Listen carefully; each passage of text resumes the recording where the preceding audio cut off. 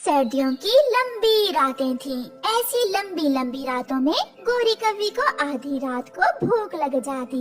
कालू कालू उठो, मुझे भूख लगी है। तुम्हारा पेट है या कुआं? जब देखो भरता ही नहीं है। चलो कालू, कुछ खाने को लाते हैं। ऐसी रात को मेरी माँ बैठी है ना बाहर, जो मुझे कुछ खाने को दे देगी। तो फिर मैं तो जा रही हूँ। ऐसे गोरी कवि घर से निकलती है। गोरी कवि चिड़िया के घर के बाहर जाकर बैठ जाती है और आहिस्ता आहिस्ता बिल्ली की आवाज निकालती है। मियाऊ, मियाऊ। मम्मा, बाहर बिल्ली है, उसे भूख लगी होगी। मियाऊ, मियाऊ। हाँ बेटी, आप उसे थोड़ा सा भोजन दे दें। मियाऊ, मियाऊ। गोरी ऐसे बिल्ली की आवाजें निकाल कर पत्तों में छुप जाती है। बिल्ली तो नहीं है, ये बिल्ली कहाँ गई? मैं भोजन यहाँ रख देती हूँ, शायद बिल्ली मुझे देखकर डर गई होगी। गुड़िया वहाँ घर के बाहर भोजन रखकर घर चली जाती है। आ गई, भूखी बिल्ली आ गई। ऐसा कहते हुए गोरी कवि मजे मजे से वो भोजन खाकर उड़ जाती है। उसे बहुत ठंड लगी हुई थी। जब घर पहुँची तो वो कांप रही थी। वो कंबल में घुस जाती है। बड़े पेड़ के नीचे सब इकट्ठे थे। बादलों की वजह से धूप नहीं थी और मौसम दिन में भी ठंडा था। ऐसे मौसम में हमेशा घरों में रहें, ठंड से बचें और खासकर रात को कोई भी पक्षी घर से बाहर न निकले। चिड़िया बहन, क्या रात को घर से बाहर निकलने से हम बीमार भी हो सकते हैं? क्या हमें बुखार हो जाएगा? बुखार भी हो सकता है, फ्लू भी, और अगर नमूनिया हो जाए तो बहुत मुश्किल हो सकती है। कालू, चलो छोड़ो इस चिड़िया की बातों को, मुझे इसकी बातें पसंद नहीं है। गोरी बहन, मैं सच कह रही हूँ, ठंड लग जाने से नमूनिया हो जाता है, जो बहुत खतरनाक बीमारी है। गोरी कवि कहाँ सुधरने वाली थी। वो लंबी रात अपने घर में कैसे गुजार सकती थी। वो आज फिर घर से निकलती है। वो हरियाली तोती के घर के दरवाजे पर दस्तक देती है। कौन है? मैं हूँ गोरी।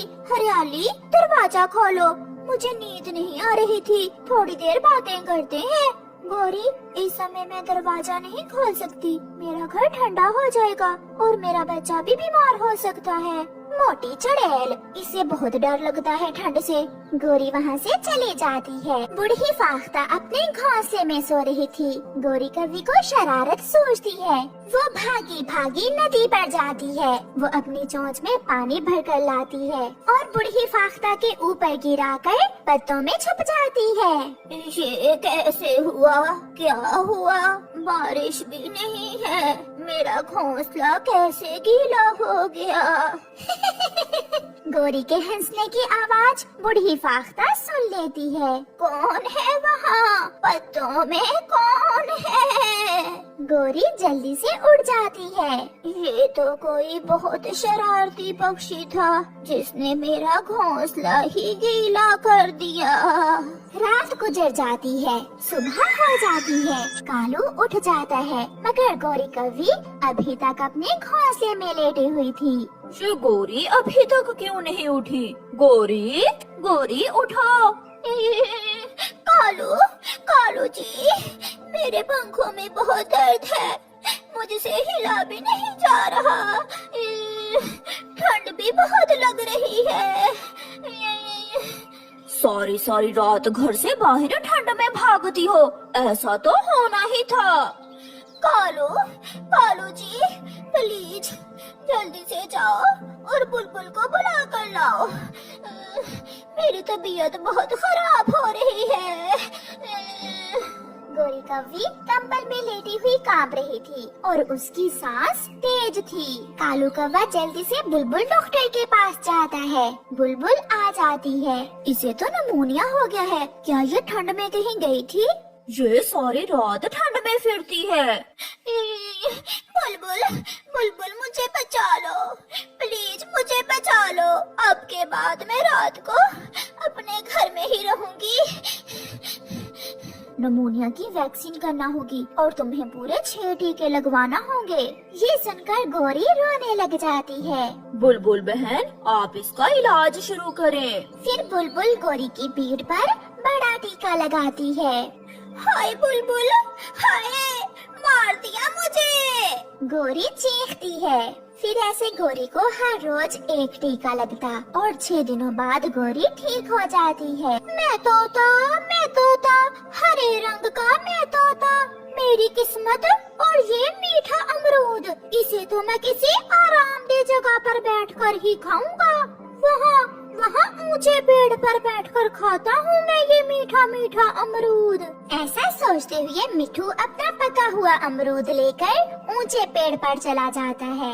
ऐसी स्वादिष्ट चीज खाने से पहले मुझे प्रार्थना करना होगी ताकि दोबारा भी मुझे ऐसा ही अमरूद मिल सके। मिठू अमरूद अपने सामने रखकर आंखें बंद करके प्रार्थना करने लगता है। पीछे से भूखी गोरी कव्वी आती है और चुपके से मिठू का अमरूद उठाकर भागती है। रुको गोरी की बच्ची, ये अमरूद मेरा है, रुको। मिठू पीछे पीछे और गोरी कव्वी आगे आगे। गोरी तो दूर पहाड़ों की तरफ निकल जाती है और थक हार कर मिठू एक पेड़ पर बैठकर रोने लग जाता है। गुजरती हुई चिड़िया वहाँ आती है। मिठू क्यों रो रही हो बच्चों की तरह? वो गंदी कव्वी ले उड़ी मेरा मीठा अमरूद, वो मेरा मीठा अमरूद ले उड़ी। मैंने बहुत मुश्किल से ढूंढा था वो अमरूद। अब चुप कर जाओ मिठू, वो अमरूद तो अब तक गोरी कव्वी ने खा लिया होगा। मर जाए, वो मेरा छीना हुआ अमरूद खाकर मर ही जाए तो अच्छा है, जान छूट जाए उससे सबकी। गोरी वो अमरूद खा रही थी कि अचानक अमरूद का एक बीज गोरी के दांत में फंस जाता है। गोरी अपनी चोंच इधर उधर हिलाती है मगर वो बीज नहीं निकलता। फिर गोरी कव्वी अपनी चोंच पत्थर पर जोर जोर से मारती है। ये बीज तो मेरे दांत से निकल ही नहीं रहा। कालू कहाँ हो तुम? गोरी घर भागती है। कालू उस गंदे मिठू का अमरूद छीन कर खाया था मगर एक बीज मेरे दांत में फंस गया है, वो तो निकल ही नहीं रहा। तुम कोशिश करो कालू, मेरे सारे मुंह में दर्द होने लगी है। अगर मेरे साथ मिलकर खाती तो ऐसे ना होता। फिर कालू कौवा वो बीज निकालने की पूरी कोशिश करता है मगर नाकाम रहता है। इसमें सारा दोष उस मिट्ठू के बच्चे का है, ना वो तुम्हारे सामने बैठकर अमरूद खाता और ना तुम उससे छीनती। मैं भी यही सोच रही हूँ। कालू, मेरे दांत में बहुत दर्द हो रहा है, कुछ करो। ऐसा ही दर्द मैं मिट्ठू के दांत में भी करूँगा। ठहरो, मैं अभी जाकर उसे पूछता हूँ। फिर कालू कौवा अपने घर से एक डंडा लेकर मिट्ठू की तरफ जाता है। मिट्ठू कहाँ हो तुम? बाहर आओ। ये तो कालू कौवा है।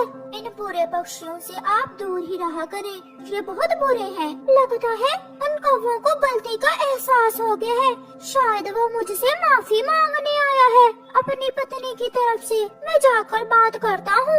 फिर मिट्ठू घर से बाहर निकलता है। तेरी ऐसी की तैसी। ऐसा कहते हुए कालू कौवा मिट्ठू को मारने लगता है। बचाओ, कोई मुझे कालू कौवे से बचाओ। शोर सुनकर मिट्ठू की पत्नी हरियाली भी घर से बाहर आ जाती है। चिड़िया और कबूतर भी वहाँ आ जाते हैं। छोड़ो, मिट्ठू को छोड़ो। फिर कालू कौवा मिट्ठू को छोड़ देता है। हुआ क्या है? आप दोनों क्यों लड़ रहे हैं? लड़ कब रहे हैं? ये मार रहा है मुझे और मुझे तो मालूम ही नहीं कि ये मुझे क्यों मार रहा है। आप इसी से पूछ ले कि ये मुझे क्यों मार रहा है। मेरी पत्नी के दांत में दर्द है। तो इसमें मेरा क्या दोष है? दोष है उसके दांत में उसी अमरूद का बीज फंसा हुआ है जो अमरूद गोरी तुमसे छीन कर ले गई थी। ना तुम सामने पेड़ पर बैठकर अमरूद खाते और ना मेरी पत्नी के दांत में अमरूद का बीज फंसता। कालू, ये भी कोई बात हुई? उल्टा चोर कोतवाल को डांटे। ये जुर्म तो बहुत बड़ा किया है मैंने, जो तुम्हारी पत्नी के सामने बैठकर अमरूद खाया है। कमजोर तोते, चुप कर जाओ। तुम्हारे जैसे बुरे कौवे बातों से नहीं समझते। सच ही कहा है किसी ने कि लातों के भूत बातों से नहीं समझते। फिर हरियाली तोती ऊंचे पेड़ पर बैठकर अपनी जाति के तोतों को आवाज देती है। देखते ही देखते आसमान नीले से हरा हो जाता है और वहाँ तोते ही तोते जमा हो जाते हैं। मारो, इसे मारो, इस बुरे कौवे ने मेरे पति को बहुत मारा है। चिड़िया बचा लो मुझे, चिड़िया बचा लो मुझे। तुम्हारा पिटना बहुत जरूरी है कालू कौवे। फिर वो तोते मिलकर अपनी तेज चोंचे मार मार कर कालू कौवे का बुरा हाल कर देते हैं। कालू कौवे